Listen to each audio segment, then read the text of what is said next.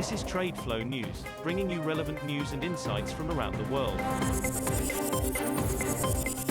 TradeFlow News, enabling trade for SMEs and economies worldwide. These are some of the key topics that we will be looking into in today's program.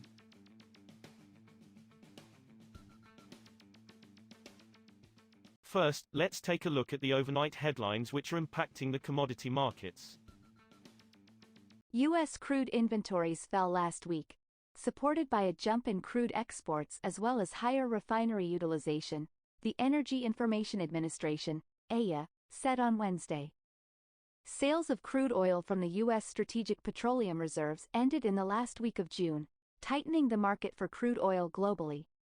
Inventories at the critical Cushing, Oklahoma, delivery hub drew down 2.9 million barrels in the week ending July 14, EIA said, as net U.S. crude exports rose by 1.67 million barrels per day to 3.81 million barrels of oil per day.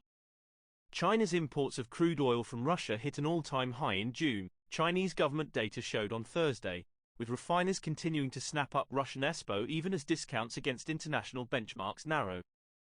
Arrivals from Russia totaled 10.50 million metric tons in June, or 2.56 million barrels per day, BPD. Cargo volumes were up 44% from the same month last year, according to data from the General Administration of Customs. Russian arrivals for the first half totaled 52.61 million metric tons, up 22% on the same period last year. Moving on to the top news in the energy sector. India's imports of Russian oil edged up to an all-time high in June, though growing at the slowest pace since October. Tanker data obtained from trade sources showed on Wednesday, signaling its appetite for Russian oil may have peaked. Refiners in India, the world's third biggest importer of Russian oil, have been gorging on the raw material as it was sold at a discount after Western nations shunned purchases from Moscow over its invasion of Ukraine. Russian oil has, however, started to lose its appeal to Indian refiners, as discounts are narrowing and problems cropped up in settling payments, forcing Indian refiners to scout for alternative sources in the Middle East. Turkey overtook Germany and Poland to become Europe's top coal-fired electricity producer in June, and for the opening half of 2023 generated more coal power than Poland for the first time to emerge as Europe's second-largest coal user behind Germany. Turkey's first-half coal generation was the highest total for the opening half of a year since at least 2018, and contrasts with steady declines in coal-fired power seen in Germany, Poland and elsewhere across Europe in recent years, data from Ember shows.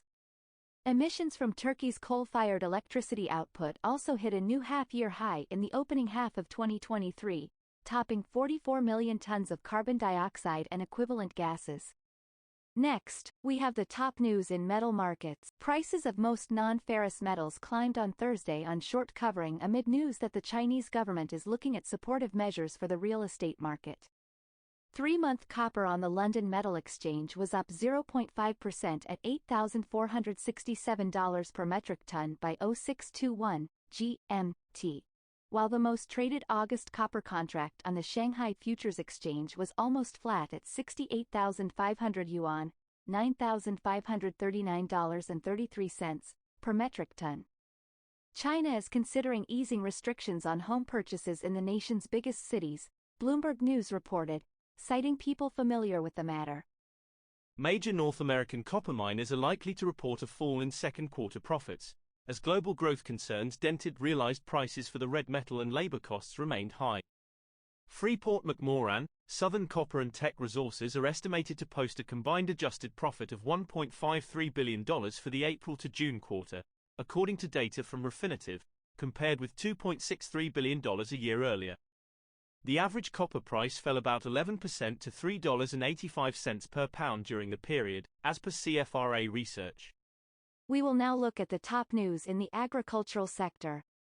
China's soybean imports from Brazil jumped 31.6% in June from a year earlier, data showed on Thursday, after large cargoes of cheap beans reached Chinese ports. The world's top buyer of soybeans imported 9.53 million metric tons of the oilseed from Brazil, its largest supplier, versus 7.24 million tons a year earlier, data from the General Administration of Customs showed. Chinese buyers took advantage of this year's huge Brazilian soy crop and attractive prices to ramp up purchases this year. That is all for today's news on commodity markets. Stay tuned to TradeFlow News as we continue to provide you with more updates. We also invite you to follow us on Twitter at TradeFlow News, which allows you to watch our program on your mobile device or desktop to receive information from there.